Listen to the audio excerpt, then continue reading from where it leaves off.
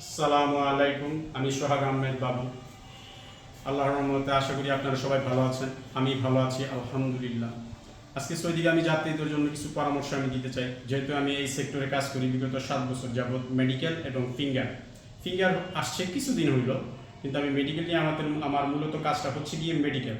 যারা মেডিকেলে অনেকদিন ধরে মেডিকেল করতেছেন, বারবার আনফিট হচ্ছেন, ফিট হতে পারতেছেন না, এই বিষয়গুলো নিয়ে আমি কাজ করি। তারা আমার সাথে যোগাযোগ করবেন, আমি আপনাদেরকে বলবো কিভাবে কাজ করলে মেডিকেল ফিট হবেন।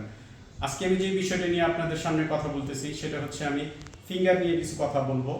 যে যারা সৌদিগামী যাত্রী ফিঙ্গার দিতে যমুনা ফিচার পার্কে আসেন, যে তাদের প্রথমে কি করণীয়, আপনি যেই অফিস থেকে বা যে ট্রাভেলস অফিস থেকে বা যে আরএল লাইসেন্সের আন্ডারে আপনি ভিসা প্রসেসিং করিয়েছেন, সেই অফিস থেকে গিয়ে প্রথমে রেজিস্ট্রেশন করবেন, অ্যাপয়েন্টমেন্ট নেবেন, তারপরে মফা কপি এবং পাসপোর্ট সাথে নিয়ে যে তারিখে আপনাকে অ্যাপয়েন্টমেন্ট না হবে এবং সময়, এই দুইটাকে কাউন্ট করে আপনি যমুনা ফিচার পার্কে চলে যাবেন। মনে রাখবেন, যদি আপনার সময় সকাল 10টার দিকে হয়, ফিঙ্গার দেওয়ার ঠিক 10টা বাজার 1 ঘন্টা কি 1.5 ঘন্টা আগে আপনি ফিঙ্গারের যমুনা ফিচার পার্কে উপস্থিত থাকবেন।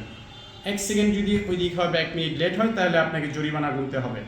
আরেকটা বিষয় হচ্ছে গিয়া, আপনাদের অনেকের হাতে সমস্যা হয়, ফিঙ্গার দিতে গিয়ে ফিঙ্গার আসে না, ফিঙ্গার ওঠে না, আপনাদের হাত ঘামায়, কিংবা আপনার হাতের মধ্যে বিভিন্ন রকম সমস্যার কারণে আপনার ফিঙ্গার আসতেছে না।